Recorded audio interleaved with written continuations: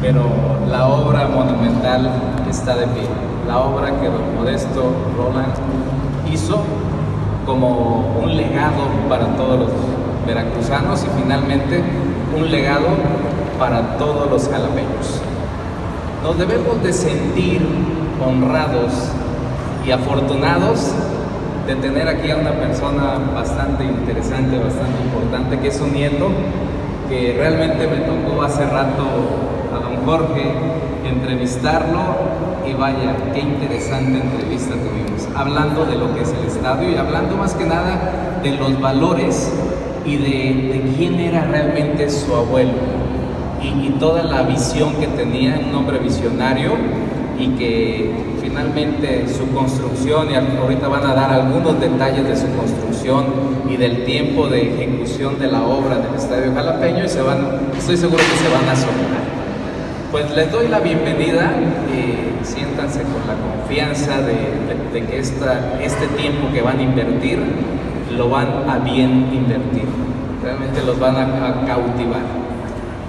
Doy la bienvenida al evento que es la celebración del 97º aniversario del Estadio Jalapeño, Heriberto Jara Corona, que es promovido por Cultura y Patrimonio AC, Patrimonio y Conservación AC, Colegio de Arquitectos en el Estado de Veracruz, de Jalapa AC, Maestro Vicente Espino Jara, cronista oficial de Jalapa, por el doctor José Saidén Domínguez, cronista emérito de Jalapa, por la Asociación Mexicana de la Industria de la Construcción AC y por la Asociación de Constructores del Estado de Veracruz AC.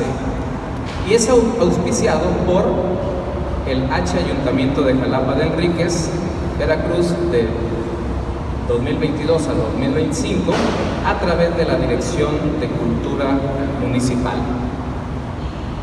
Muy bien, pues vamos a presentar al presidente.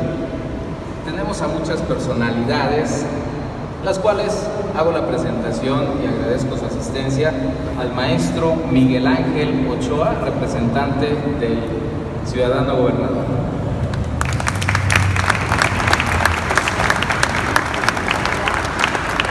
A la síndica maestra Cecilia Coronel Bricio.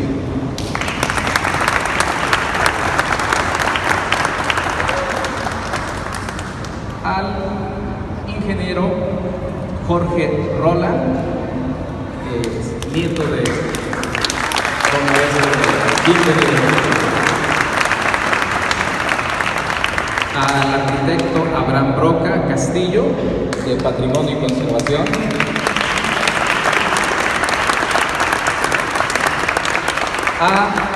El director de Desarrollo Urbano, arquitecto José Miguel Torres Cházaro.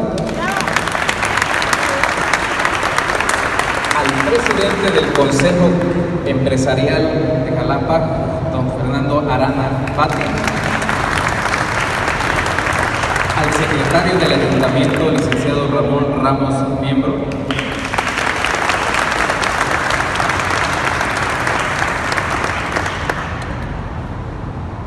A la directora de Cultura, Carla Rocher.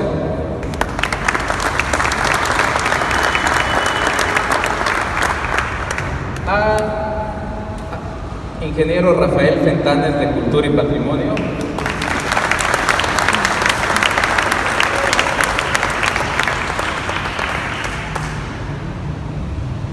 Y al director de Desarrollo Urbano, arquitecto José Miguel Torres Cházaro. ¿Ya? Perfecto. Nuevamente, muy bien. Entonces, vamos a continuar el programa, ¿sí?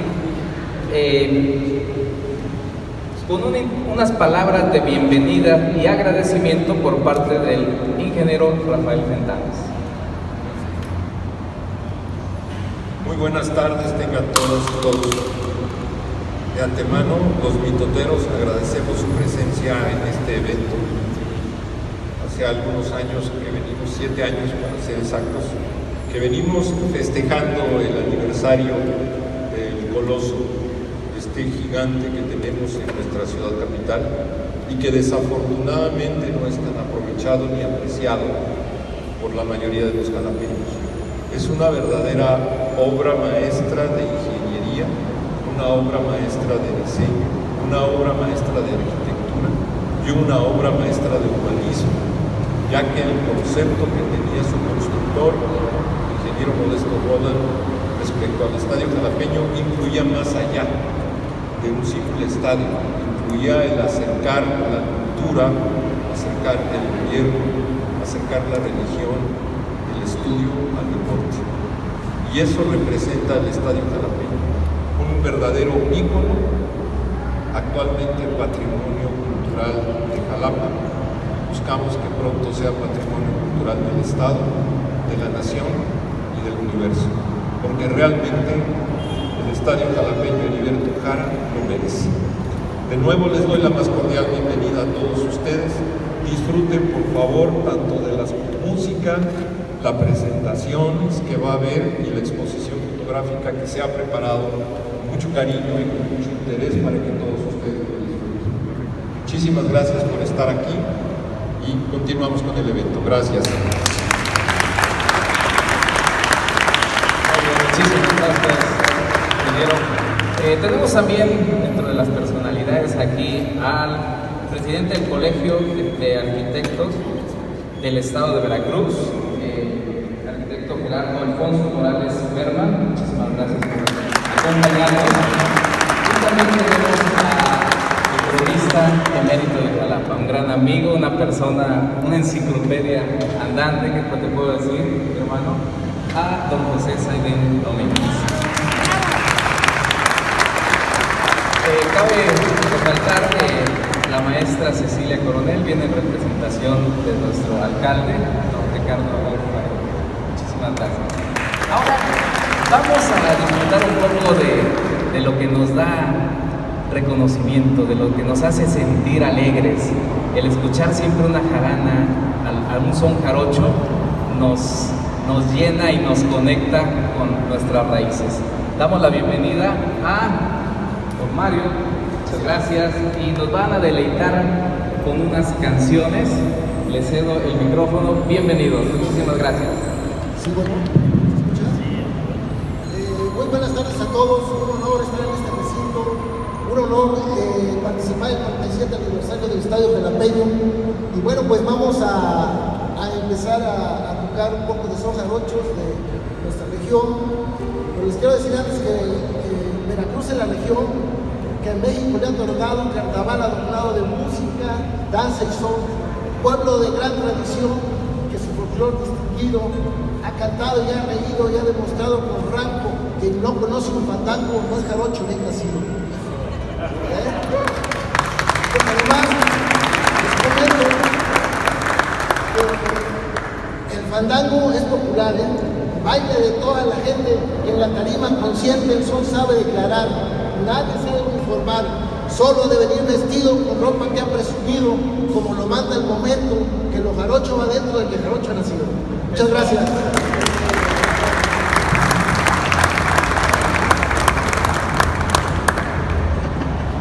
Bueno, vamos a empezar con un son. Vamos a empezar con un son tradicional. Que me honra decirles que voy a acompañar al maestro Abraham en una plática sobre el barroco. Voy a hablar un poco de la décima espinela que se fue en el siglo XVI allá en España, que nos viene heredando hasta estas fechas en nosotros. Y en su carácter popular llega a México y se canta un son en esa proporción de la métrica poética. Perdón, gracias, ya vamos a seguir. Se canta el son en esa métrica poética con uno de los míticos animales de nuestros abuelos indígenas, como los que están en el lugar en la zona de Cacasla. Entonces, para todos ustedes la palabra.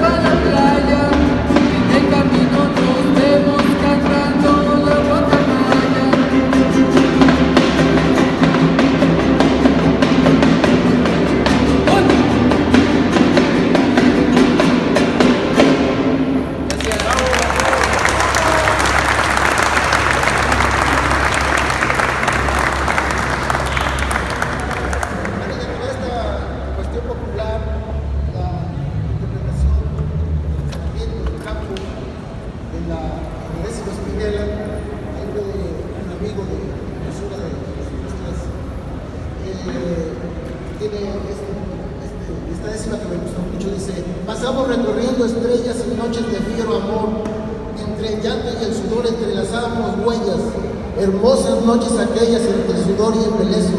Si al mundo yo vine a eso, no me importa que al quererte me estén condenando a muerte en el tribunal del beso.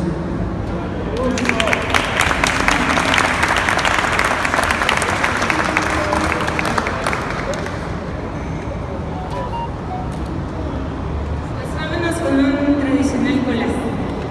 Si alguien quiere bailar, adelante.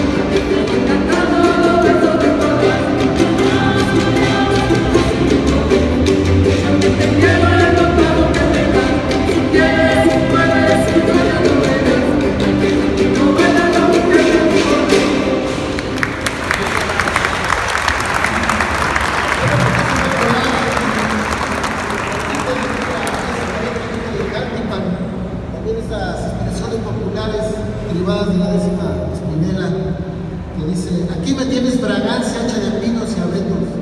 Vengo a deshojar los quietos pétalos de tu arrogancia. Traigo un sabor a distancia, una pequeña canción que no conoce el rencor al saber que por tus besos caminé haciendo pedazos mi canto y mi corazón. Caminé haciendo pedazos mi canto y mi corazón, y en cada verde región que me ha entregado sus brazos, ocasos vieron que yo amé a la que me amó y quiero a la que me quiere. Mi corazón nunca muere porque a morir no aprendió. Muchas gracias.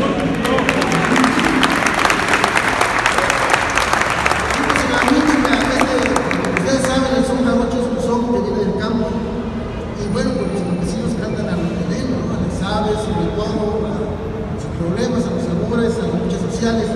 Y entre estos sones hay uno que se llama el pájaro Q, que es un mítico pájaro que parece que está en extinción, pero que tiene una composición muy bonita musicalmente. Este es el pájaro Q.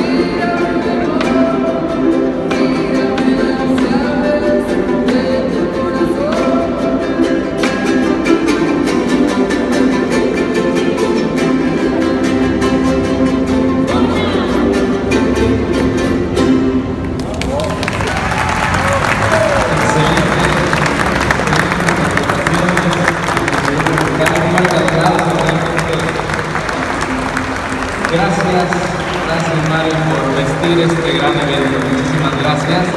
Y también lo nombro porque, bueno, también él es de Patrimonio y Cultura, es parte de la asociación y es también un invitado especial. Le damos un aplauso, por favor.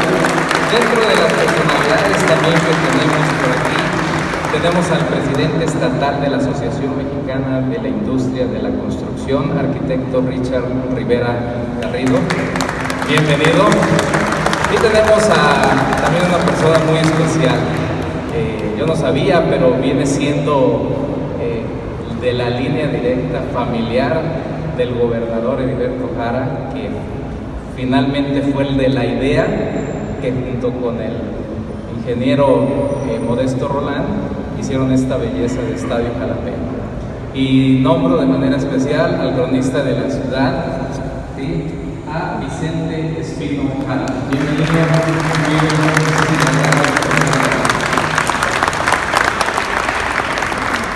Y bueno, continuando con nuestro evento, vamos a hacer la presentación de unas palabras de inauguración de la exposición fotográfica del Estadio Jalapeño y del constructor mexicano por parte del ingeniero Modesto Roland Constantín, ¿sí? Y también para que dé unas palabras de inauguración y vamos a hacer después el corte del listón inaugural.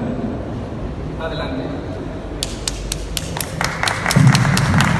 Primero que nada quiero agradecer muchísimo a la Presidencia Municipal que prestó este hermoso recinto para esta exposición y este evento. Y quería yo comentar con todos ustedes que hace 7 años, al 90 aniversario, vine yo el 20 de agosto a esta ciudad. Nos reunimos allí en la pérgola, un grupo de unas 40 o 50 gentes, y desde entonces me di cuenta del entusiasmo que tiene por las cosas festivas el pueblo de Jalapa. Déjenme platicarles que después de animar a la gente, fue un festejo de 4 días seguidos, no paró. Hubo desfiles, hubo juegos, hubo carreras, fue una cosa sensacional.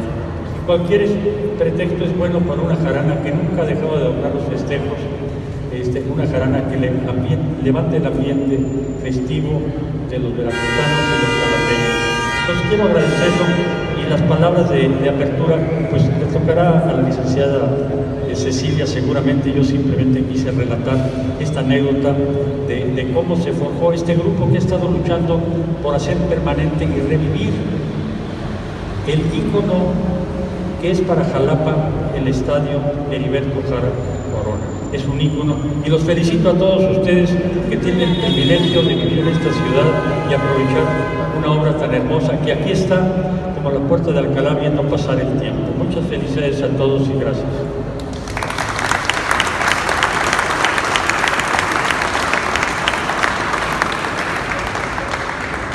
Muy bien, vamos a pasar las autoridades y el presidente a cortar el listón inaugural de esta exposición fotográfica.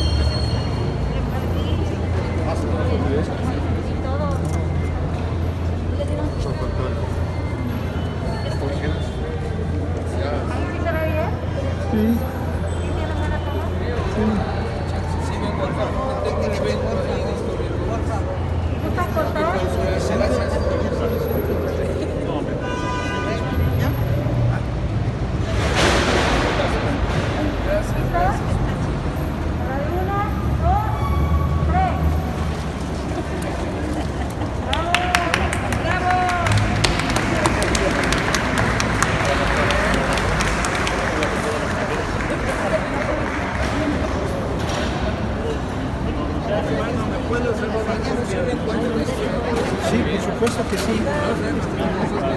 La tengo prevista.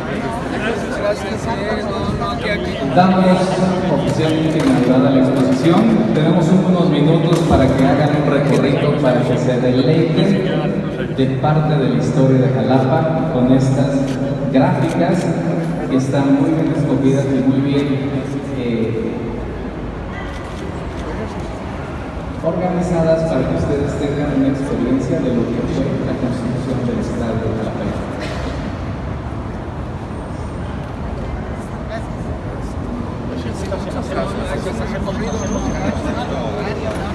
Podemos hacer el recorrido y terminando el recorrido vamos a comenzar con las ponencias. Empezamos con el ingeniero Jorge Rolando. Una carta hoy. ¿Dónde empezamos? Empezamos allá, sí. Con permiso, por favor, con permiso. Se saca la... A mí ya me lo dio ayer. Ya te dio El recorrido. Esta exposición básicamente demuestra fotos de progreso sobre el libro de los Castro.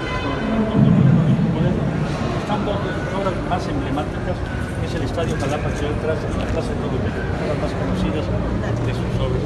Y el recorrido en aquel sentido, vamos siguiendo. Sí, muchas gracias. Modesto programa, y yo he llamado a todo el México moderno, de acuerdo con la revista, muchas gracias historias de México, y apóstoles de corrista de la República, que están aquí en esta fotografía de 1914, cuando el estadio de la Peña y la Plaza de la Paz. Sí,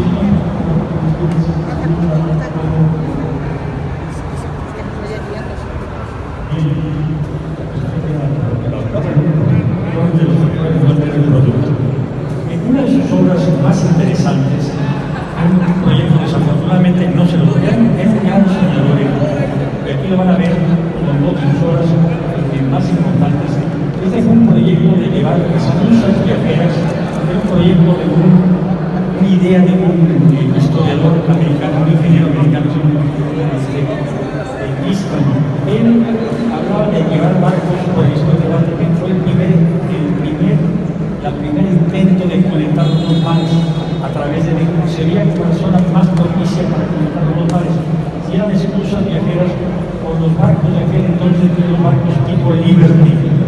Si alguno de ustedes se recuerda la Segunda Guerra Mundial, el barco tipo Liberty, un barco de 10.000 toneladas que usaron los gringos y produjeron miles para llevar provisiones a Inglaterra y para la guerra contra los nazis. Y aquí la draga fija, que fue probablemente su mayor aquí unas fotos de la familia que está en el grupo de Puerto Rico mexicanos en su rancho del pueblo de Veracruz, una foto de la Ciudad de México. Y acá, si lo ven, la foto familiar, las fotos del Estadio Carapeño, que era obviamente lo que estaba más cerca de su corazón, el Estadio Carapeño.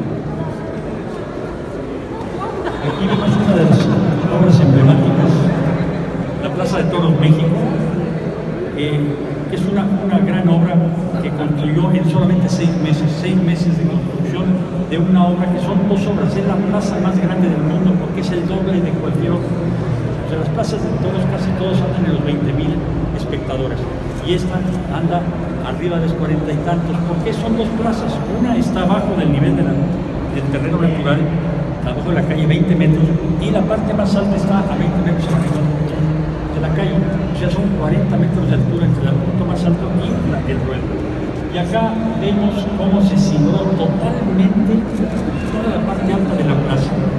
Toda la parte alta de la plaza que está cimbrada para cobrar en una sola pieza, igual que la techumbre, que es una sola pieza, se coló en 17 días. Aquí la plaza de toros se coló en 21 días, día y noche. No tiene juntas días. Por eso, tanto el Estadio Jalapa y como lo que es la plaza de toros ha resistido el tiempo. Han pasado temblores, multitudes, tormentas, y ahí está viendo pasar el tiempo. Aquí estoy al mes del inicio de la obra con el presidente de la República, Álvaro Camacho.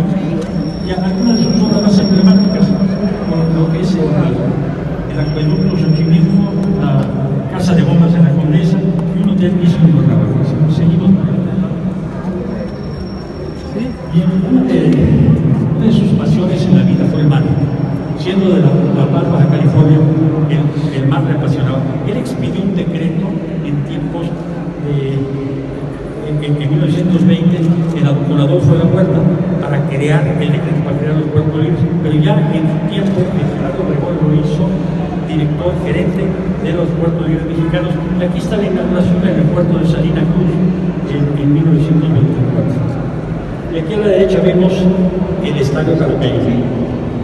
Uno, la inauguración. Aquí se ve a la izquierda está Modesto Durán, a la derecha el General Jara, y aquí está todo el estadio de Jalapeño cimbrado con una sola pieza, 17 días de colado, día y noche, sin juntas frías. Por eso ahí está.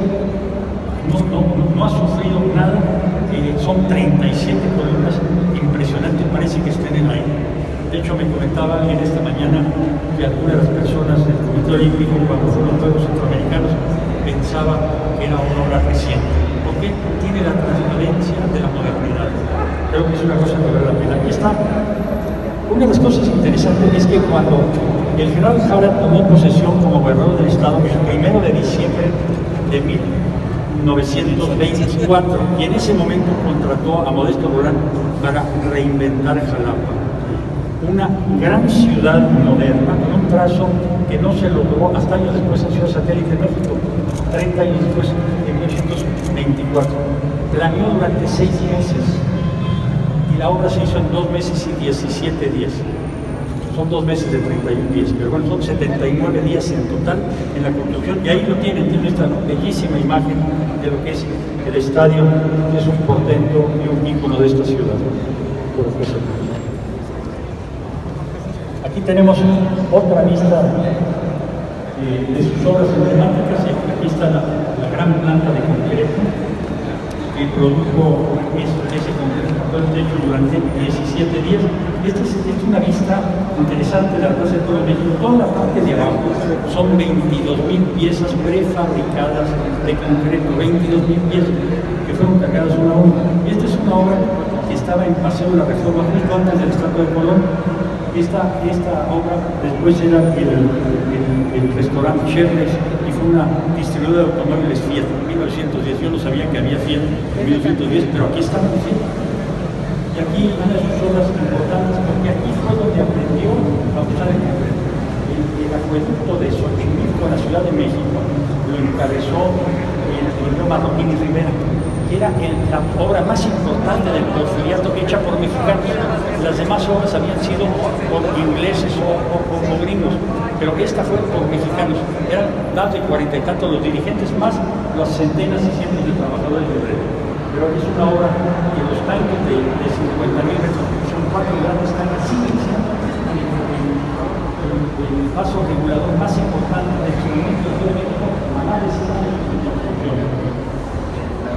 Y aquí, otra característica del que vamos a ver en el artículo, que aquí les estoy repitiendo, es que era inventor, uno de sus inventos, un aeromotor. Aquí lo vemos en el Congreso Femenino en Mérida, donde propuso el voto a las mujeres.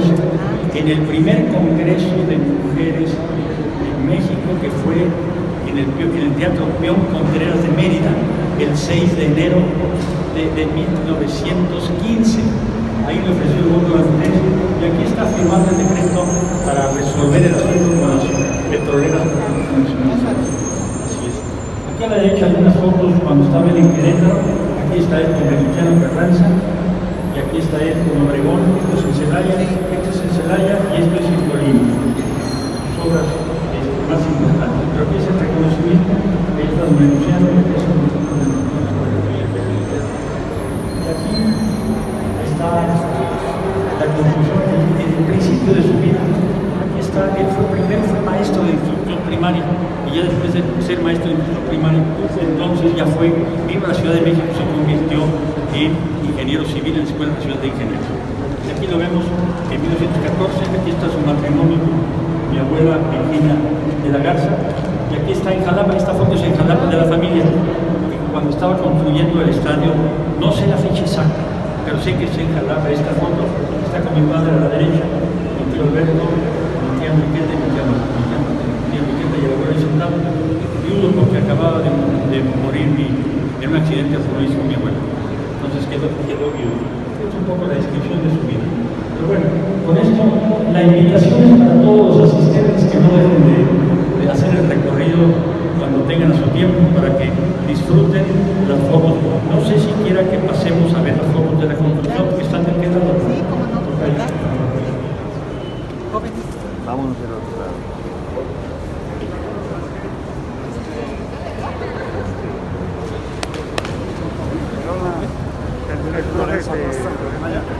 Claro.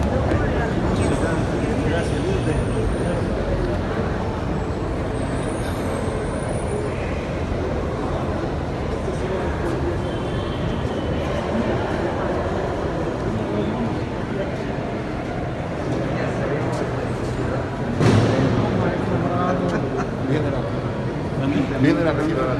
Ah, sí,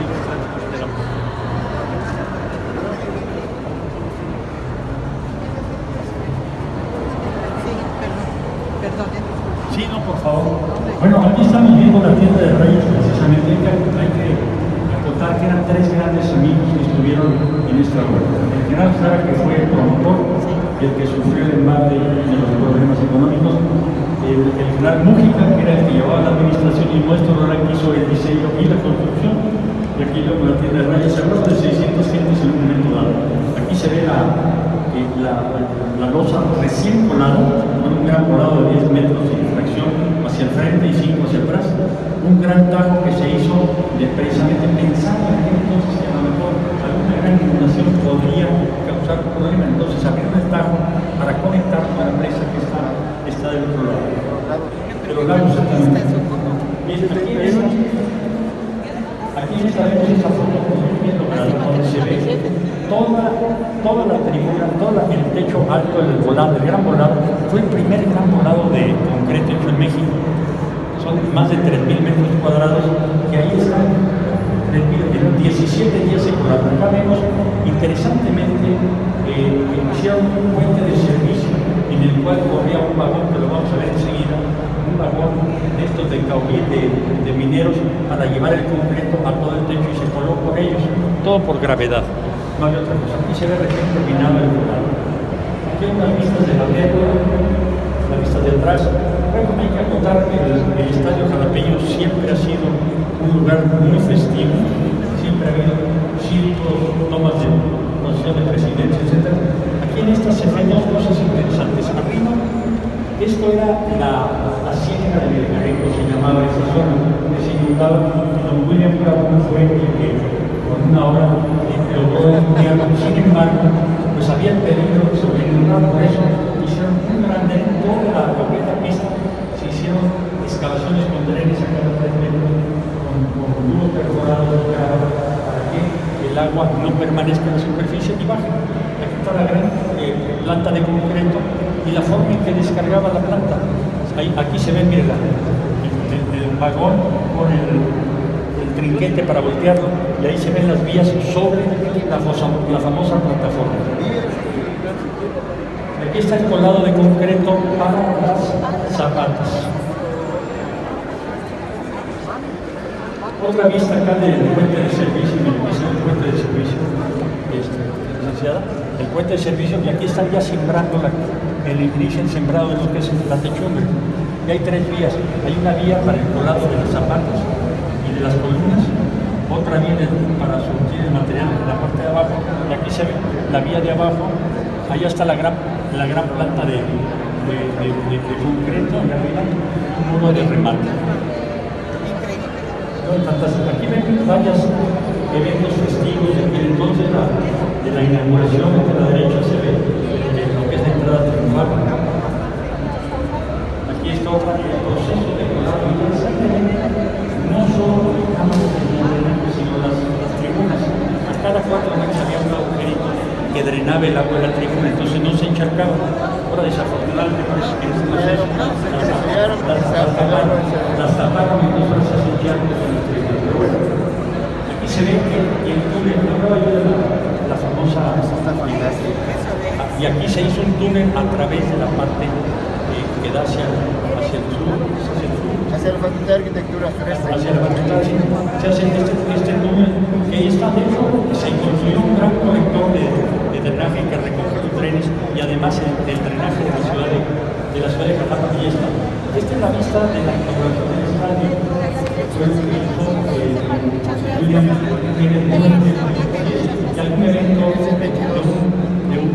aeroplano que aterrizó aquí, en aquel Aterrizaron entonces. Así es. en el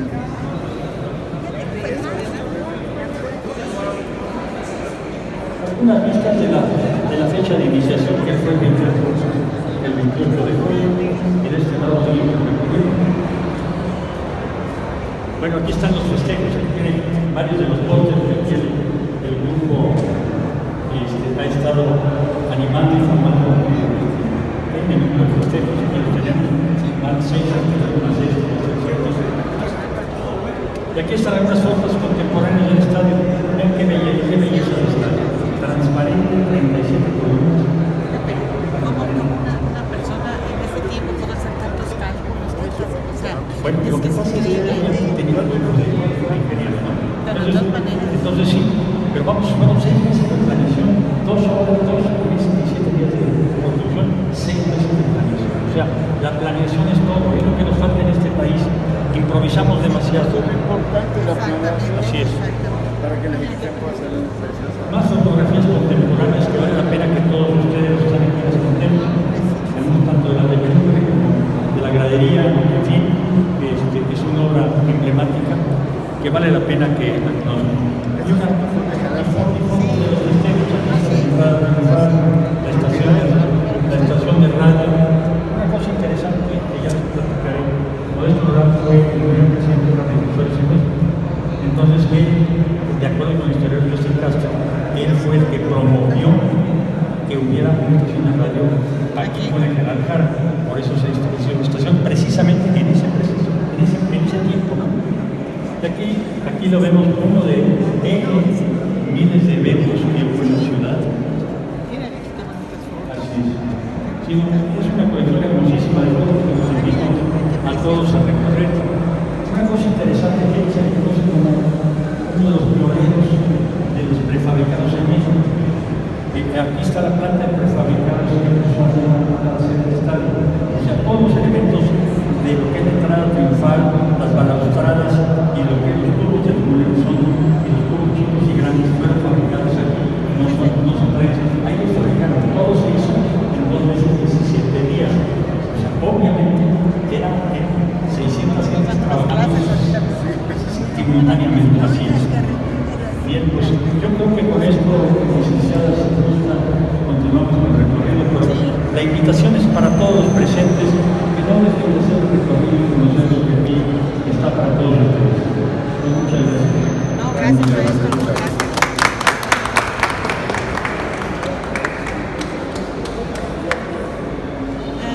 ¿Estas son de acá? Estas son de acá, De acá. Y estas son las de aquí.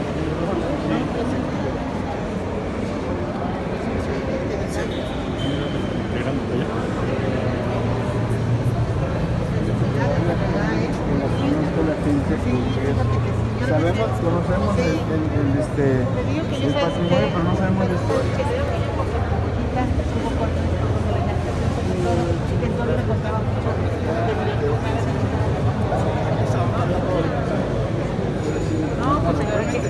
Valió la pena, ¿eh? Muy bien. Lo vamos haciendo, por favor.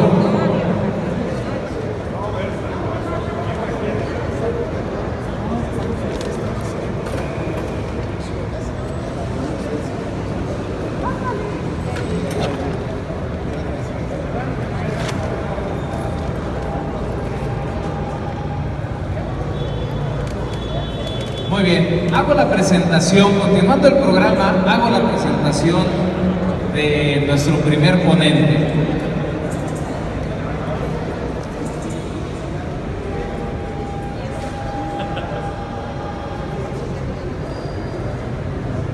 Él es el ingeniero Jorge Modesto Roldán Constantín. Nació el 16 de diciembre de 1939. Es ingeniero civil por la UNAM el 22 de noviembre de 1963. Habla el idioma inglés, francés, italiano y suajili.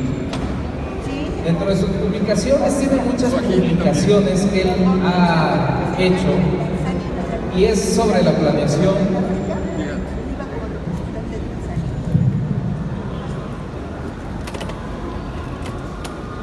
la planeación portuaria de territorio de Baja California.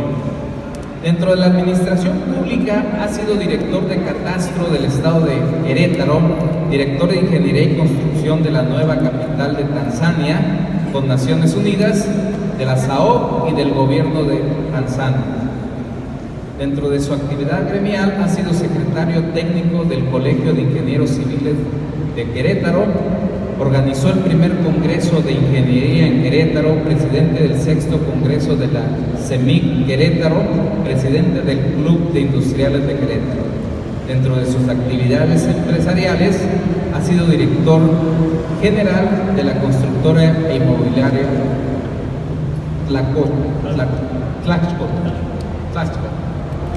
Ha sido director de construcción de proyectos de relocalización de Banamex. Ha sido socio y gerente de Emacom, gerente general de Jecusa, ha sido auxiliar director técnico de Cementos Guadalajara, con estudios de diversos en Guadalajara, León y Ensenada. Tiene una constructora industrial SA y ha sido superintendente y auxiliar en carreteras y autopistas en todo México. Además, es auxiliar de investigación del Instituto de Ingeniería de la UNAM. ¿Qué puedo decir también de él? Es una enciclopedia ambulante. Tiene muchos datos frescos, mucha información, muchas anécdotas de su abuelo, que finalmente cuando le digo que lo entrevisté, quedé totalmente fascinado y estoy seguro que a ustedes les pasará lo mismo. Cedo el micrófono a don Jorge Roland.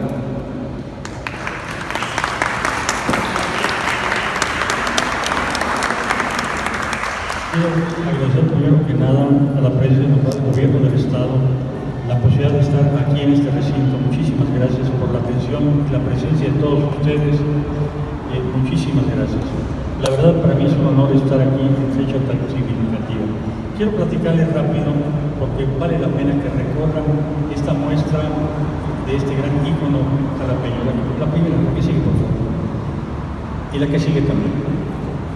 Bien, Modesto Roland nació en la ciudad de La Paz el 15 de junio de 1881. Sus primeros estudios los hizo en Santa Rosalía, donde estuve hace un par de meses, y después estudió la carrera de ingeniero civil en la Ciudad de México. La carrera de ingeniero era de 4 años, él la hizo en 3. O sea, era un hombre sumamente ambicioso y con visión.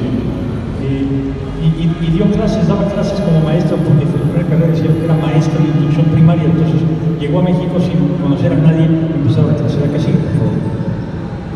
Bien, su primer trabajo fue con el ingeniero Marroquín y Rivera, la obra más importante del Porfiriato, hecha totalmente por ingenieros mexicanos y personal, porque estaban entre los hermanos Manuel y Marroquín, y hicieron el acueducto de Xochimilco a la Ciudad de México. Ese acueducto que todavía a la fecha perdura mucho de su obra en División del Norte, los conocen en la Ciudad de México, estas torres de respiración que se ven, y los grandes tanques que están en Dolores, que son de 50,000 metros cúbicos, que al día de hoy todavía, a más de 100 años, 110 años, siguen siendo el principal regulador de presión de agua en el suministro de agua a la Ciudad de México. La que sigue, por favor. Bien, aquí tenemos algunas fotos, voy muy rápido sobre esto, es la obra de él. El acueducto fue de 33 kilómetros. Él empezó primero como calculista. Aquí se ven los respiradores que están en División del Norte. Y son dos tipos de acueductos. Los primeros son ovoidales, y el segundo tramo, los últimos 6 kilómetros son redondos. La que sigue, por favor. Bien, algunos detalles de cómo se hacía la obra, todo a mano. Si lo ven, 2 rieles, había un ferrocarril del lado derecho para suministro, un ferrocarril del lado derecho era el de las revolvedoras, 4 grandes revolvedoras, y del lado izquierdo los suministros de personal y materiales. Y algunos de los detalles, todo el material de los colados se hacían con chiquihuites, que le llaman, algunos de ustedes a lo mejor conocían los chundes. A mí me tocó hacer unas obras en la Ciudad de México con chundes todavía. El chunde es algo que se ve en los murales de Diego Rivera en el Palacio Nacional. Los aztecas usaban el chunde, que es un tejido como un cono que se lleva con un sujetador en la frente y la carga sobre la espalda. La que sigue, por favor. Bien, el acueducto circular, bien, él empezó, como decía yo, como calculista, luego fue residente, auxiliar residente, luego residente, y finalmente fue el residente general en el último tramo del acueducto circular. ¿La que sigue, por favor? Bien, acabando el acueducto, dice, no es posible que el concreto, que es tan importante y es el futuro en la construcción, el material más importante para progresar, no se conozca en México. Entonces pidió permiso a la Escuela Nacional de Ingenieros y a la instrucción pública para poder dar clase de concreto, y fue la primera clase de concreto, y ahí está a la derecha el primer manual de concreto que él publicó. Abajo vemos una obra de él muy importante que estuvo en Paseo de la Reforma 96, que era una distribución de autos de Fiat, después fue de Chevrolet y finalmente el restaurante Chevrolet. ¿Sí? Bien, en su lucha por México, unas cosas interesantes que yo encontré en la búsqueda de su vida fue que él fue el fundador del comité antirreeleccionista que luego dio lugar al partido. Eran 44 en la casa del licenciado Robles y con otros 76 hicieron el Manifiesto de la Nación en 1909. La que sigue, por favor. Y en su empeño por California, o sea, siempre estuvo pensando en su tierra. La que sigue, por favor. Bien, como impulsor del cemento, me encontré que presentó unos estudios en la Sociedad Antonio Alzate, métodos para hacer concretos, y luego lo nombraron director de la comisión para impulsar el uso del cemento. Curiosamente me llamó mucho la atención, hay una carta escrita, manuscrita, donde va a ver al director, al subsecretario de Comunicaciones, que después de haberlo nombrado para ser director, le quieren pagar, y llega y el secretario quiere un cheque. Y le dije, no, de ninguna manera yo no puedo recibir dinero, esto lo hago por mi amor por México y no por recibir ninguna retribución. Y le dice, dígame cómo le hago, pero yo quiero seguir con la comisión. Y luego posteriormente hicieron con Vázquez Chafino y Nava el primer reglamento de cemento en México. De ahí, cuando es asesinado Madero, fue al colegio militar y le dijo a sus alumnos, los van a usar para derramar sangre mexicana. Lo corrieron ese mismo día y a los días o semanas, no tengo el tiempo, fue encarcelado. Se pasó un mes en la cárcel, finalmente fue liberado, entonces huyó, vino a Veracruz y como grumete se escondió en un barco y se fue a Estados Unidos y allá a buscar a Carranza y se puso a sus órdenes. Pero Carranza le dijo, te vas a Estados Unidos a estudiar la educación en aquel país y la administración municipal, y ahí fue su gran enseñanza, la que sigue. Bien, el carrancista, allá el secretario de gobierno de Carranza era Subarán Camaní lo designó y le pidió que hiciera, por favor, un documento para hacer propaganda para el constitucionalismo en Estados Unidos. Entonces, hizo una gran cantidad de escritos que mandaba a todo el Congreso, a 500 periódicos en todo el país. Interesantemente, me encontré una carta que le escribe a Carranza donde le dice el gran éxito que tiene, porque mandaba a los pequeños pueblos las cartas mexicanas que le llamaban. Entonces dice, como no tienen otras cosas que publicar, les interesa y las publican. Entonces penetró a toda la nación y cambió la forma de pensar. Luego regresa a México y lo hace el oficial mayor de comunicaciones y director y consejero de ferrocarriles. Luego, en la Escuela Nacional Preparatoria, justo antes de que salga Carranza hacia Veracruz, da una plática sobre huelgas, distribución de tierra, etc. Y llega a Veracruz, y es muy interesante lo que pasó en Veracruz. Resulta que llega a Veracruz y imagínense que de repente llegan decenas de soldados a Veracruz. Obviamente el problema del agua fue una cosa muy importante porque el agua es salud. Entonces lo comisionaron para resolver el problema del agua. Y ahí está, el general Jara estaba en esa comisión también, pero a Rural le encomendaron lo del agua. Entonces ahí está en un artículo que encontré ahí en el pueblo. Posteriormente da una conferencia muy interesante, el 7 y el 23 de diciembre, la primera plática sobre cómo hacer el reparto. Él no creía en los ejidos, él creía en el reparto de tierra, otorgando la tierra como se había hecho en Nueva Zelanda. Se otorgaba y le daban crédito 10 años para que la gente lo pagara. Era su forma de pensar. Y integró entonces con otros la Confederación Revolucionaria Mexicana, que fue la primera organización política de la Revolución, según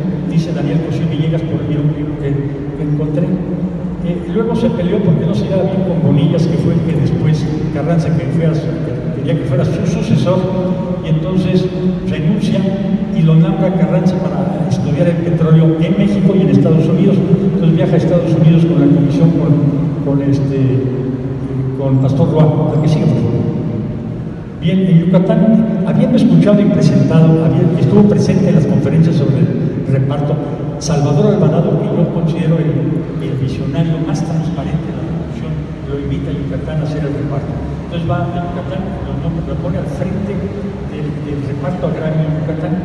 Entonces hace el reparto y crea el catastro rural y empieza a preparar, y reedita su libro de topografía para preparar a los yucatecos. A la derecha hay una foto muy interesante, es el primer congreso femenino en México, que fue el 6 de enero de 1915, y ahí llegó al Congreso de Mujeres y les propuso el voto para las mujeres. Curiosamente el 70% o el 90%, no me acuerdo, por ahí está en un documento, dijeron que no. O sea, las mujeres en aquel entonces no les interesaba, pero bueno, ahí está el gesto y el propósito. Posteriormente me encontré una cosa muy interesante, puso una planta de prefabricados, se le conoce como el pionero de la construcción en la península yucateca, modernización de la construcción, puso una planta de prefabricados, y luego hizo el primer muelle de concreto, que por ahí el arquitecto Winfield me hizo el favor de facilitar unas fotos, y la terminal de petróleo, y ahí estuvo como dirigente de esa obra. Que sí, por favor. Bien, regresa a Nueva York, porque resulta que Carranza dijo, no, párenle el reparto, párenle. Y entonces deciden Salvador Alvarado y él que se vaya a Nueva York a seguir con la propaganda que estaba haciendo para el constitucionalismo. Entonces va a Nueva York, regresa, después de un tiempo se lleva a la familia para allá, y curiosamente después de que Villa invadió Columbus, se acordarán, entonces lo invitan a él como vicepresidente de una conferencia de paz. Invitan también al doctor Atl y al licenciado Rojas. El licenciado Rojas fue el que encabezó el Congreso Constituyente. Entonces estuvieron los tres, él está de pie al centro, en la foto de la izquierda, y a la derecha, cuando regresa a México, está cuando el gobierno de la República estaba allí en Querétaro, se va en Celaya, arriba está con Obregón, en Colima, y abajo con Carranza en Celaya. Interesantemente, después del periodista Hearst, de los famosos periódicos Hearst, pedía que los Estados Unidos invadieran México. Entonces le puso una serie de cartas abiertas. La primera a Hearst, la segunda al presidente, y la del presidente Wilson es muy festejada, y ahí se ha visto, se ha republicado muchas veces. La que sigue, por favor. Bien, fue electo constituyente, desafortunadamente con la comisión que tenía en Estados Unidos no se presentó. No sé realmente la razón, lo único que sí sé es que nació una quinta hija en ese momento, pero además tenía un problema con los publicistas allá, entonces no estuvo en México. Y publicó muchísimo. A la derecha se ve la votación, el acta de votación de allá de La Paz, y algunos periódicos donde comentan precisamente que era un diputado constituyente. Abajo todos sus escritos que hizo en Nueva York. La que sigue, por favor. Su preocupación por la Baja California, interesantemente, era un visionario, siempre estaba pensando en grande. Quería hacer de Mexicali un puerto de mar, porque resulta que junto a los que conocen Mexicali y han recorrido el camino que va a Tijuana, hay una depresión que se llama la Laguna Salada, que no es más que una parte de la falla de San Andrés, que es la que separó la península de Yucatán del cuerpo principal. Bueno, pues ahí en la Laguna Salada está 8 metros abajo del nivel del mar, y él proponía que el río Colorado fuera desviado, se metía para rellenar y hacer un canal desde el mar al puerto. Interesantemente, cuando iba a salir ya el término constitucional don Venustiano Carranza, la prensa nacional habló de varios candidatos a la presidencia de la República. Entre ellos estaban Obregón, González Diegues, Aguirre Berlanga y evidentemente Salvador Alvarado. Lo que a mí me interesó mucho es observar quiénes formaban el equipo, y eran los que estaban junto a Salvador Alvarado. El general Mújica para las Relaciones Exteriores, para la Secretaría de Obras Públicas Roland, y para embajador en Washington el general Jara. ¿Qué sigue, por favor? Bien, me encontré otra cosa muy interesante, que resulta que se creó un club de estudios socioeconómicos, y él era el presidente. Pero vean quiénes son los personajes. Está Alfonso Caso, está Valentín Gama, está Lombardo Toledano, Ramos Braslao, Roque Estrada, etc. Luego fue presidente del Comité Ejecutivo Nacional de la Comisión Agraria y a él le tocó hacer la primer dimensionamiento de las dotaciones, las superficies de dotaciones ejidales. De ahí, una cosa que me llamó la atención es que de repente cambian al secretario de Agricultura y el nuevo secretario le pide su renuncia. Más bien, ya la tenía firmada en el escritorio, o sea, que acepta su renuncia. Se queja y le manda inmediatamente un telegrama al general Obregón. Y curiosamente le dice Obregón en el telegrama, dice: mi larga y desinteresada actuación revolucionaria me autoriza que se me dé una explicación, y de usted la espero, le dice, y menos que Obregón. Bueno, y le contesta Obregón en menos de 24 horas, ya tiene un telegrama que le dice: lo acabo de nombrar para encabezar la Comisión de los Puertos Libres Mexicanos y encontrará juiciosa la decisión, y se acabó el problema. Sigue, por favor. Bien, el primer libro de México escrito sobre el municipio de Lillo lo escribió él en 1921. Y aquí están varias cosas. Fue director, además del Heraldo de México, fue el director, porque además era periodista, además de escritor, inventor, etc. Era periodista. Y fue el primer director del periódico que era de Salvador Alvarado, cuando Alvarado Alvarado pretendía llegar a la presidencia. Y abajo una revista que él publicó durante muchos años, que se llamaba El Hombre. Me encontré en el Museo de la Ciudad de México que había más de 80. Yo no conocía, sabía que lo había hecho, pero ahí me encontré 80 ejemplares. Cuando empieza uno a buscar y a buscar en este oficio, que no es mío, pero aprendí a hacerlo de historiador, me encuentra una cosa fantásticas cada día la exhibo. Bien, una de las cosas que a mí me pareció más impresionante e interesante, en el primer congreso, la primera convención, le llaman de ingenieros, en 1922, en el Centro de Ingenieros, propone la creación de un instituto de planeación de ciudades, la primera vez en México. Y habla aquí el periódico, la presentación, y en realidad fue lo más importante, porque las demás cosas de la convención hablan de aranceles y otras cosas, pero de ingeniería, de la visión de futuro, fue la presentación que él hizo. La que sigue. Bien, él creó en 1920 con Adolfo de la Huerta el primer decreto de los puertos libres mexicanos, y ahí está la inauguración al lado derecho de los puertos libres. Y abajo volvió a presentar esto en la segunda convención, que fue en Monterrey, de los ingenieros. Los puertos libres fueron cancelados por calles en 1926, y él luchó durante 3 años hasta que llegó el general Cárdenas y lo regresó al México. Bien, una cosa muy interesante y totalmente distinta es que fue el primer presidente de los radiodifusores en el país, cuando menos en la ciudad capital, que era donde estaban las principales. Entonces, agrupó a 3 organizaciones: Liga Mexicana de la Radio, Centro de Ingenieros, Club Central Mexicano de la Radio, para formar la Liga Central Mexicana de la Radio. Fueron a ver a Obregón, dijeron: Obregón, no se vale, no nos dejan operar. ¿Qué era el problema? Veían con resistencia que la radio estuviera en manos de civiles. La radio era una herramienta militar y veían con resistencia que lo usaran los civiles. Entonces dice: bueno, tráigame un reglamento. Y ahí está la carta firmada por él, en el cual entregan a Obregón la primera reglamentación civil de la radio en México. Y aquí está. Y luego enseguida organizaron la primera feria radioeléctrica en México, en el Palacio de Minería. Y ahí están las fotos de él. Ahí está arriba él haciendo el discurso de inauguración de la feria en el Palacio de Minería en México. La que sigue, por favor. Bien, ya estamos en Jalapa. El general Jara lo invita realmente a reinventar Jalapa. Entonces hace un bellísimo ensayo que comentaba, y está en la exposición, y aquí es una ciudad moderna, al lado izquierdo abajo, donde está el estadio, la universidad y una ciudad nueva. Está la universidad aquí abajo y algunas vistas con el puente que conectaba, se ve arriba a la izquierda, un puente desde el centro del Jardín Juárez hacia la universidad, conectando esto y librando todo lo que es la gran caída, ¿no? Hacia la universidad. Sigue, por favor. Bien, a la izquierda tenemos el primer proyecto del estadio que creó William Boone, que él tuvo el gran mérito de haber encontrado y localizado este lugar tan importante, que era natural, no había que hacer más trabajo más que aprovecharlo. Interesantemente les comento que si ustedes conocen el estadio de Seúl, el estadio donde fueron las Olimpiadas, se usó el mismo sistema, más que hicieron una terracería para adaptar a la terracería, pero siguiendo el concepto de usar el terreno para hacerlo. Pero bueno, a la derecha se ven los drenes, a la izquierda el gran colector de drenaje, que ahora es el drenaje de la ciudad, pasa por ahí el drenaje de la ciudad. A la derecha se ve la gran planta de concreto arriba, las columnas, la que sigue.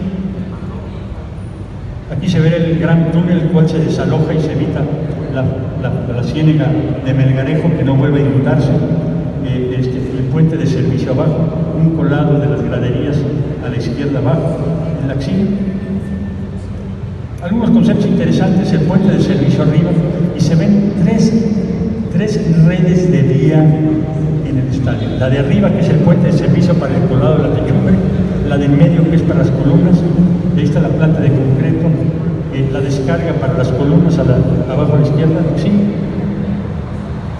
Las vías de lo que es el campo, que es de suministro, la planta de prefabricados allá a la izquierda, aquí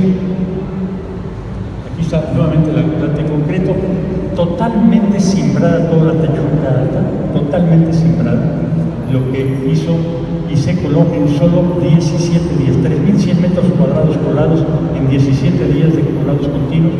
Abajo a la izquierda se ven los prefabricados de la planta, todos los tubos, todos los concretos, las columnas de letrada triunfal, etc. Aquí. Bien, la inauguración, ahí está a la izquierda nuestro lugar, a la derecha de la Jara, abajo la gran inauguración. Sí. Bueno, más recientes las obras. Una cosa interesante, las columnas, algunas personas, tanto estas como la de la Plaza de Toros México, son de concreto, no son de bronce como algunas personas piensan, son de concreto. La que sí. Bien, además de todo, era inventor también. Hay 11 patentes de él, de muchas cosas, sobre todo prefabricados de concreto. Tinacos se considera que es el precursor de la vigueta y bovedía, que es muy usada en la República, la Axil. Bien, cuando el general Calles cerró los puertos libres mexicanos, que era su pasión, entonces regresó a la construcción, hizo un gran hotel en Cuernavaca, el Hotel Chula Vista, el cual fuera el más importante ya en los 30 en Cuernavaca, y ahora ha sido rescatado por la universidad, y es el Centro Cultural Huescomate de la Universidad de Estados Unidos. A la derecha, la remodelación, reconstrucción de lo que era la ex hacienda de la Condesa de Miravalle, que es la actual embajada rusa allá en México. Y abajo está el Forum Club, que es pariente de lo que está en Ensenada, era de juego, que fue Ciudad de los Niños, y luego el general Calles, que prohibió los juegos, lo convirtió en la Escuela Militar de Transmisión Acción. Bien, regreso al servicio público en el tiempo de Pascual Ortiz. Pascual Ortiz luego lo invita al área de ferrocarriles, y él empezó a hacer la construcción del ferrocarril del sureste. Entonces, él empezó a hacer la construcción del ferrocarril del sureste y ferrocarriles también en la Alta California. Y lo nombró después subsecretario de Comunicaciones cuando estaba el general Mújica. Era muy amigo del general Mújica y lo invitó a que fuera su subsecretario. Y luego, cuando cambió Mújica, porque Mújica renunció para convertirse por la posibilidad de ser presidente de la República, y entonces renunció y Cárdenas lo hizo subsecretario de Economía y creó la Comisión Pro Baja California, que es correspondencia a la CIG, por favor. Bien, la Comisión Pro Baja California, que la vemos arriba, en la cual siempre planeó, un hombre que planeaba la planeación de las obras de infraestructura, y abajo los puertos libres, en la segunda etapa de los puertos libres, y ahí se ven algunas de las obras que hacían puertos libres, más la planeación de los puertos. De hecho, el presidente Ávila Camacho también lo nombra como coordinador de la comisión, coordinador del social. Muy interesante, porque había muchas obras, presas, caminos, etc., que obviamente por falta de recursos no fue adelante la acción. Bien, probablemente la obra más conocida en casi todo México es la Ciudad de los Deportes, que fue la obra soñada por Miguel Simón, un yucateco de origen libanés que puso el dinero y sacrificó. A la derecha y abajo se ve cómo estaba el terreno. Era una gran explotación de arcillas para una fábrica, la guadalupana de tabiques. Entonces, aprovecharon esa diferencia de altura para hacer la Ciudad de los Deportes, principalmente el Estadio Olímpico ahora sur y lo que es la Plaza de Toros. Sigue, por favor. Bien, la Ciudad de los Deportes era una maravilla en cuanto a la cantidad de cosas que tenía, pero la verdad es que una vez hecho el cálculo, después de planear, dijeron a Simón, caray, fíjate que cuesta tanto, caray, bueno, vamos a hacer nada más la Plaza de Toros, porque eran 20 canchas de tenis y frontones y cines y arenas y cuanto hay. Entonces vamos a hacer nada más la Plaza empezaron a hacer la arena, porque aquí se ve, allá a la izquierda abajo se ve la arena, esa, no me hicieron la terracería, dijeron, no, acabar, dije, no, siempre no tenemos dinero para hacerlo, vamos a llegar a la Plaza de Toros y el estadio, ahí vemos los fronteras. Es interesante ver, y aquí empiezan los dentellones, todos los taludes son taludes, para los que saben de ingeniería, taludes casi verticales, 1 a 10 en partes, 1 a 6, o sea, casi verticales. En caminos, los caminos que más verticales son 1 a 4, y aquí son 1 a 10, o sea, es prácticamente vertical. Y los dentellones que hacían para anclar el concreto, los que están afuera de la Plaza de Toros, son armados, de ahí se ve el armado abajo a la izquierda. De ahí se ve interesantemente el proceso de construcción. Empiezan las zapatas, siguen las columnas interiores, las columnas exteriores, y ahí empieza lo que es la obra falsa. La que sigue, por favor. Bien, la visita el 7 de julio, que es más o menos un mes después de que empezaron, ya la obra ya iba a todo ritmo, y lo visitó el presidente Ávila Camacho. Arriba está mostrándole las obras del estadio, y aquí abajo está recorriendo ya la sillería de obras prefabricadas. Y la que sigue, por favor. Bien, es interesante porque es el proceso. Una gran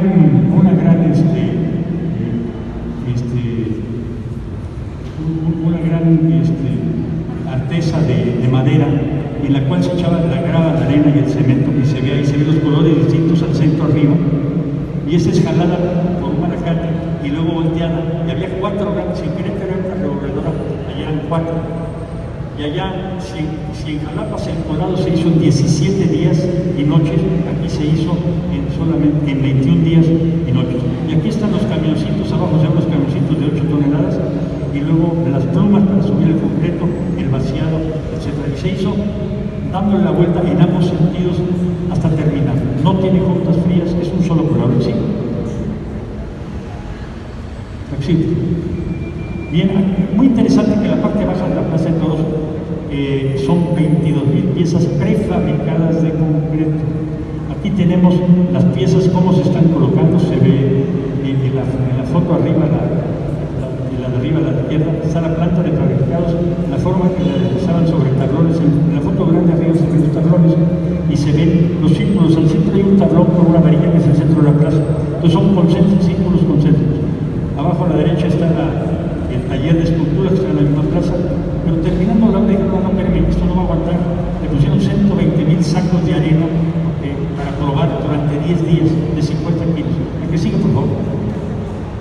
Vistas recientes de la plaza, con los hermosos grupos escultóricos que les comento que igual que aquí en Jalapa, las esculturas son de concreto. Y la gente en México tiene una pátina de pintura de bronce, pero en realidad son de concreto. ¿Sí?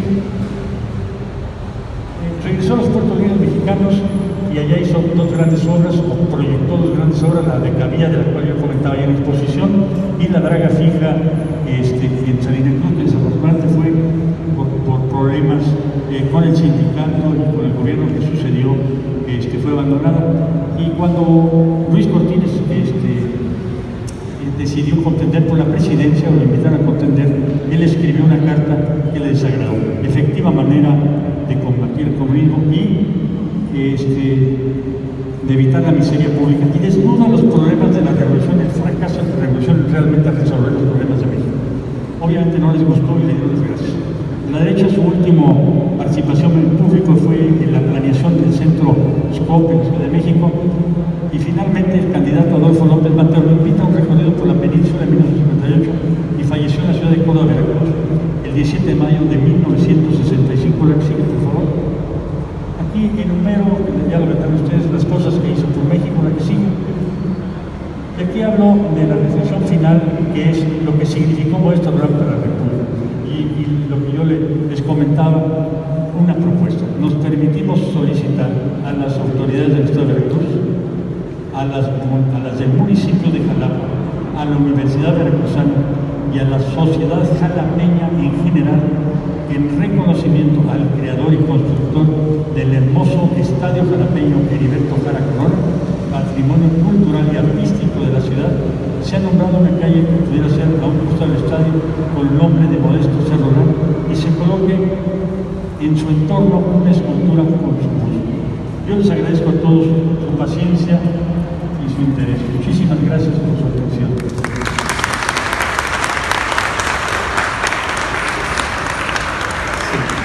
Muchísimas gracias, ingeniero Jorge Roland. Bastante interesante todos los datos que da e interesante la propuesta que hace de ponerle el nombre a una calle en su honor. Pues vamos con la siguiente ponencia. Le voy a pedir por favor, si a las personas que están hasta el fondo se pueden hacer más hacia el frente, vénganse, va a estar bastante interesante la reunión. Sí, se cobra lo mismo, no, ya pásense a palcos. Entonces presento a la siguiente ponencia. La siguiente ponencia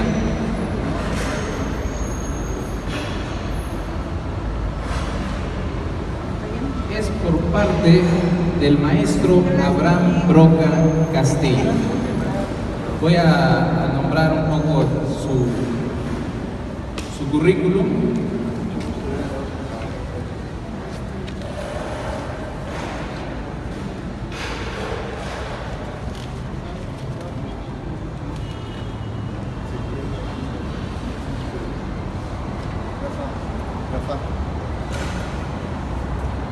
El maestro Abraham Broca Castillo fue investigador de tiempo completo del Instituto de Antropología de la Universidad Veracruzana durante 36 años y profesor de la Facultad de Historia, Antropología y Arquitectura de la misma universidad. Fue coordinador y profesor de la Maestría en Restauración Arquitectónica de la UB. Fue profesor titular y miembro del Consejo Académico en la Maestría de Restauración del Patrimonio construido en la Universidad Regional del Sureste en la ciudad de Oaxaca.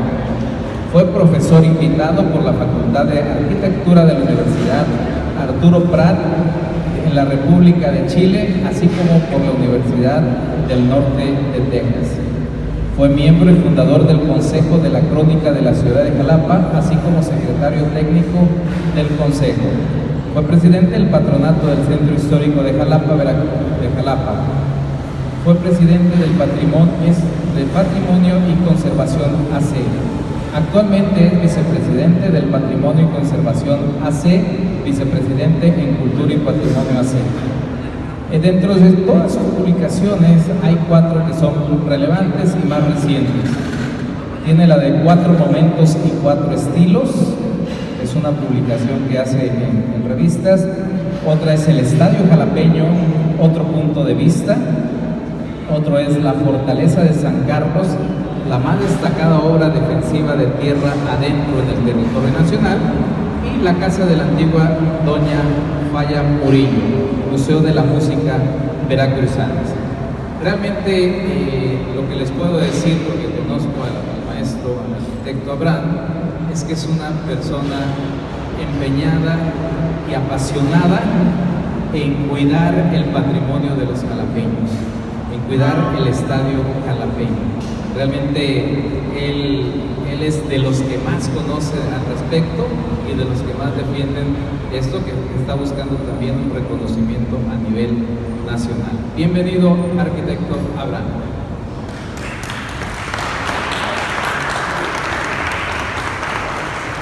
Muy buenas tardes, muy buenas noches, respetables asistentes, autoridades del presidio, señoras, señores.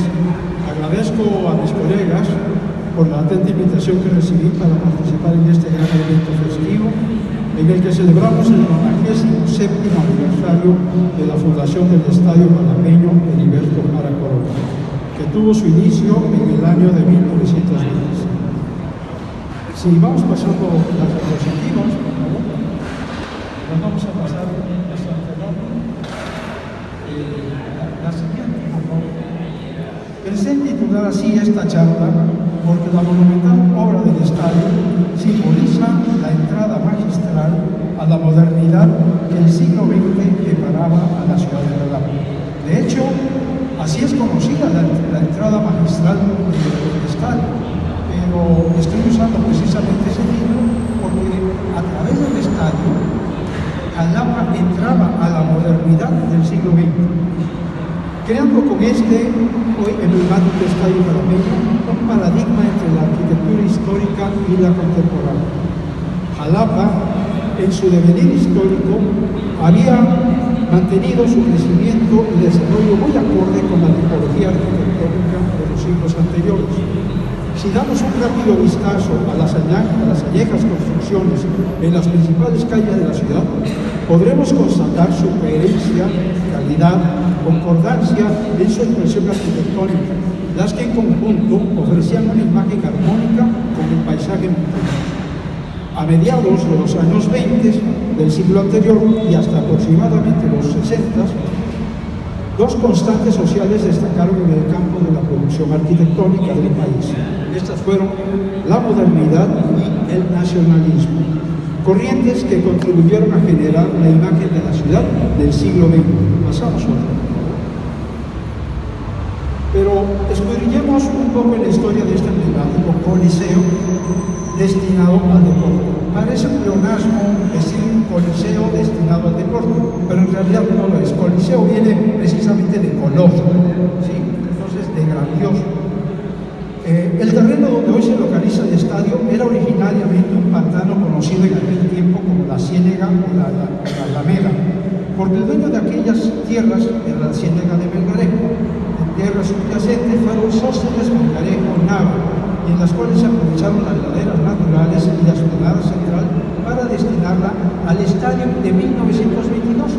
Bueno, los que hemos seguido un poco la historia del estadio, sabemos que antes del estadio que construye Roland, había un estadio que fue creado en 1922, que era prácticamente haber limpiado la hondonada donde estaba la ciénega y haber habilitado las laderas de la colina, y ahí era, por decir, la gradería que hoy ocupa el propio estadio de la colina. El ingeniero William Kenneth Boone, de origen norteamericano, pero avecindado en Jalapa, fue el presidente de la Cámara Nacional de Comercio de Jalapa en los años 20 del siglo pasado, y conoció este sitio previamente y captó el potencial que la configuración natural del terreno podía ofrecer para este fin, por lo que bajo los auspicios de la Cámara Nacional de Comercio de Jalapa, convocó a los jalapeños de la época para drenarlo, rellenarlo y crear una plataforma nivelada a efecto de desarrollar allí diversas actividades deportivas.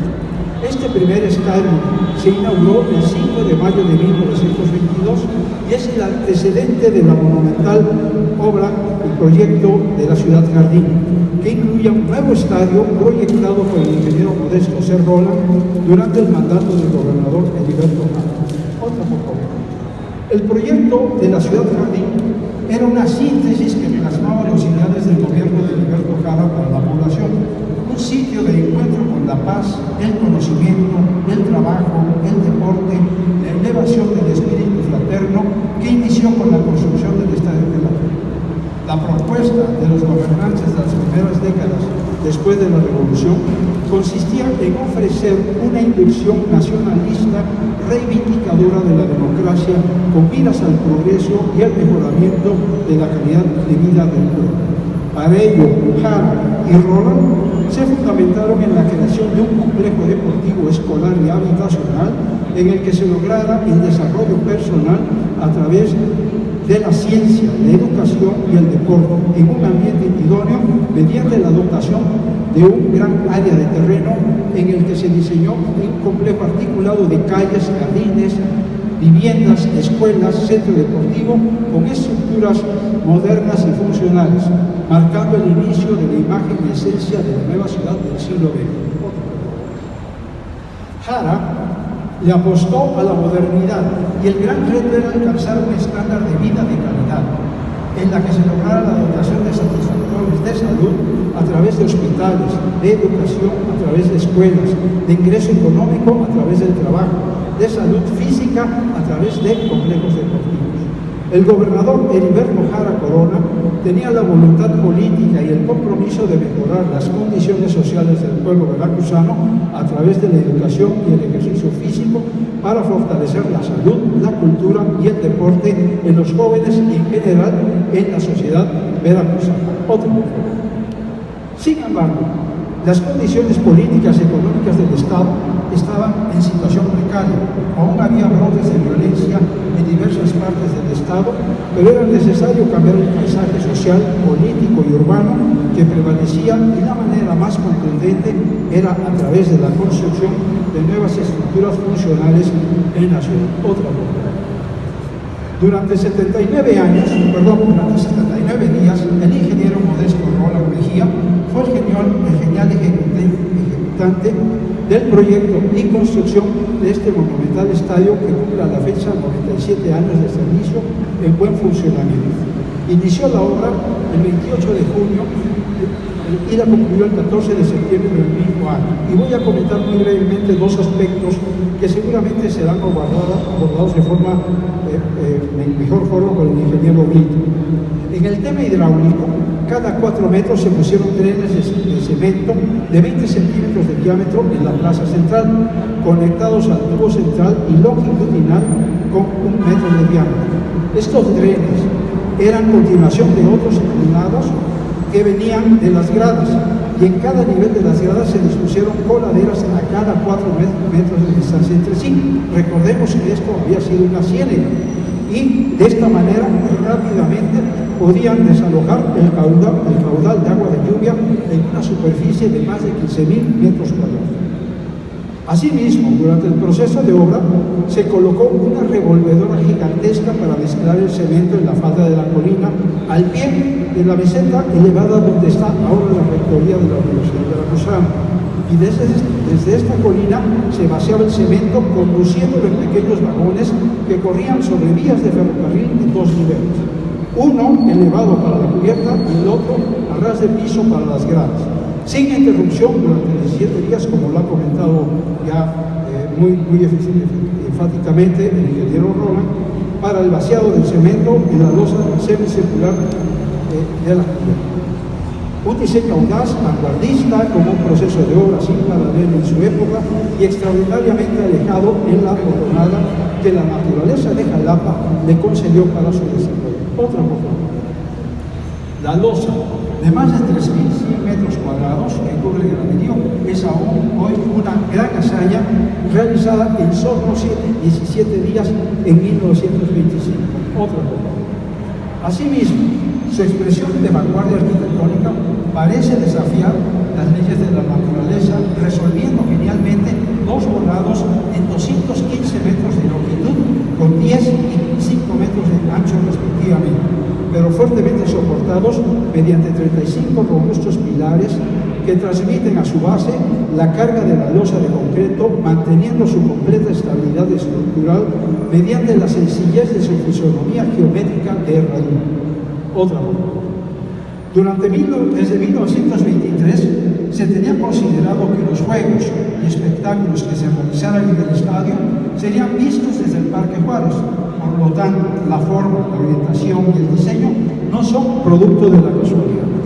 El estadio no solo es un proyecto arquitectónico bien desarrollado y genialmente construido, sino también es uno de los elementos principales de un gran proyecto de enorme visión y extraordinaria repercusión urbana. Este dibujo, realizado por el artista huatusqueño Alberto Beltrán, nos permite visualizar con amplitud una genial perspectiva del panorama urbano de Jalapa desde uno de los más bellos balcones de la ciudad, las terrazas del Parque Juárez. Al lado izquierdo se observa parte del hemiciclo de las 4 Virtudes, al fondo, hacia arriba, el majestuoso Estadio Jalapeño, a la derecha, el centro escolar, que sería el asiento de la Universidad Veracruzana, y el colosal puente que uniría la zona educativa, deportiva y de recreación de los lagos Enrique con el centro de la ciudad. Asimismo, Jalapa es acertadamente el escenario de fondo del Estadio Jalapeño, lo que revela el gran aprecio a la configuración, la imagen y las elevaciones topográficas de la ciudad.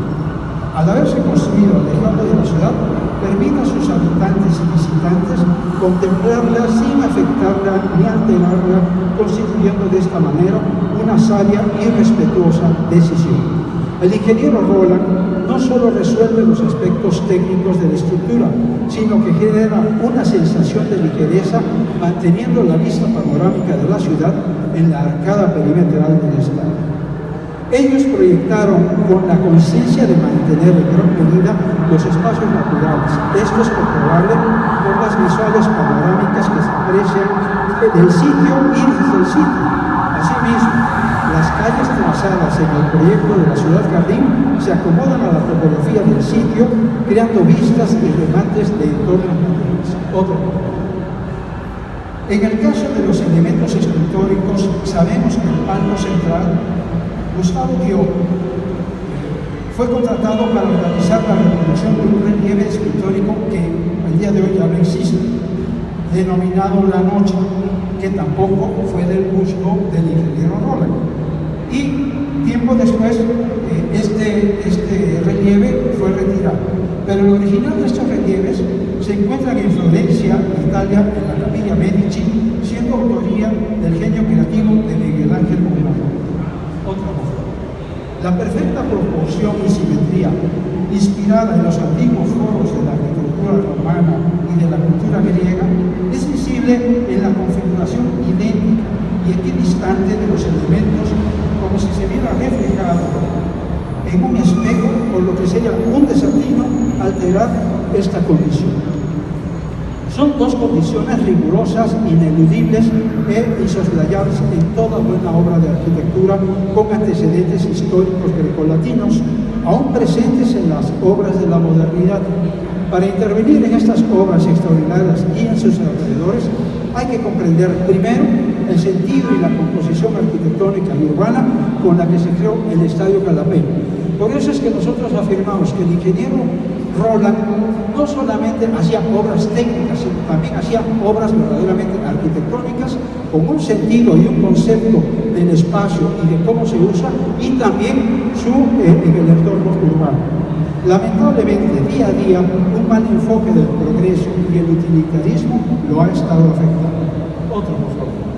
Por causa de los Juegos Olímpicos de 1968, celebrados en México, la pista del estadio se amplió para cumplir con las dimensiones exigidas en las competencias internacionales. Fue otro momento de gran complejidad. Esto constituía todo un reto, más porque el remate visual más emblemático del estadio es la bellísima columnata neoclásica ubicada al fondo. Pero se logró ampliar la pista del estadio y se trasladó la columnata neoclásica 60 metros en dirección al norte. Otro. Las cartelas que se aprecian en los pilastrones rememoran los encuentros helicistas muy propios de la cultura grecorromana y, aunque parecen haber sido hechas en bronce, en realidad son el famoso cemento de aquellos años, realizadas mediante moldes previamente fabricados por una empresa especializada en este tipo de obras.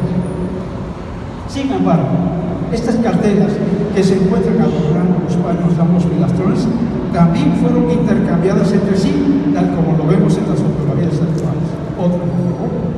Desde luego, en aquellos años, en aquellos tiempos, en los años 60, aún no existían las reglamentaciones ni las restricciones institucionales que hoy se aplican a las edificaciones históricas y artísticas. Otro, por favor.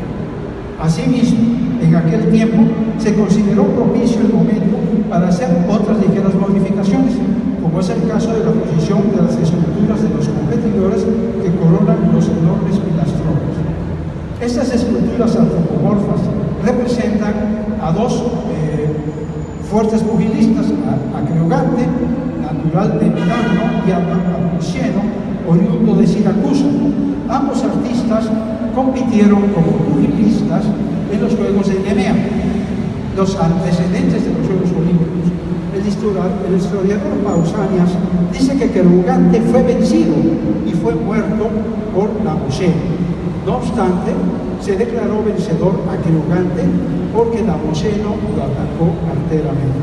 Antonio Canova, el famoso escultor italiano, inmortalizó en 1800 esta épica lucha, cuyo mensaje aleccionador y reflexivo es retomado en el estadio Calapé. Otra, por favor. La obra plástica, denominada convencionalmente escultórica, fue realizada mediante moldes prefabricados prefabricados en los cuales se fraguaron los modelos atléticos que hoy se contemplan en la columnata del estadio y cuyo original se encuentran en las salas del Museo Vaticano en la ciudad de Roma.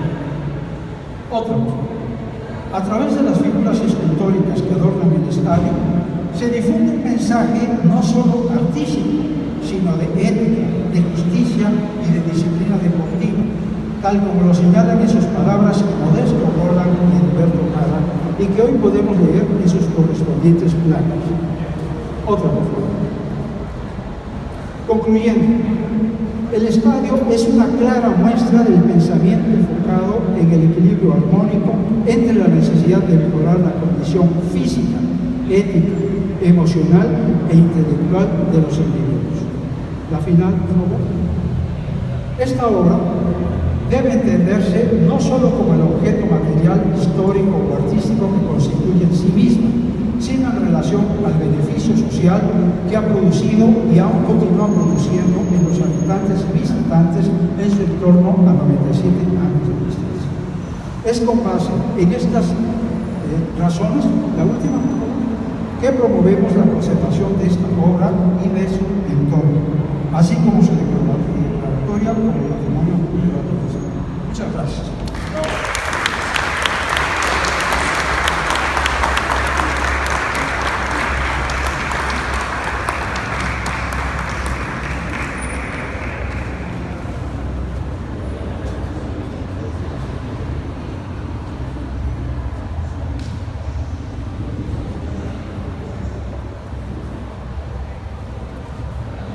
Bastante interesante, muchísimas gracias maestro por su ponencia. Y bueno, por cuestión de tiempo, se nos acortó un poco el tiempo y todo, tenemos a otro ponente, al maestro Brito. Tengo acá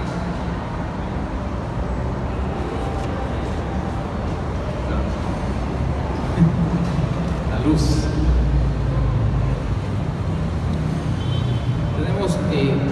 La intervención también del licenciado Rafael Pedro Brito Ramírez, solamente que por cuestión de tiempo lo vamos a hacer de la siguiente manera. Agradecemos también al maestro, al licenciado Brito, pero vamos a manejarlo por medio de una grabación para que ustedes la puedan tener y que se publique, se va a publicar en la página de Facebook de...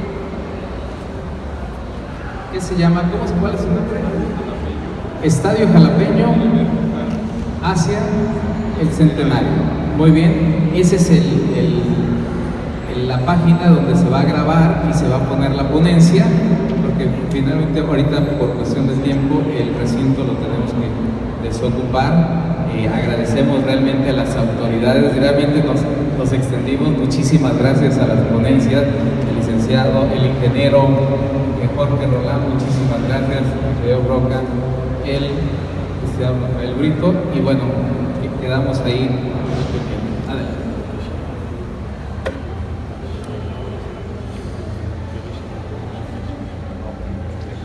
Muy bien, aquí también dice que el ingeniero Roland tiene unas copias de la conferencia, que el que le interese, por favor, se acerque para que les hagan este obsequio y de un folleto también que tiene del ingeniero Roland. Muchísimas gracias por su asistencia y disfrutemos este gran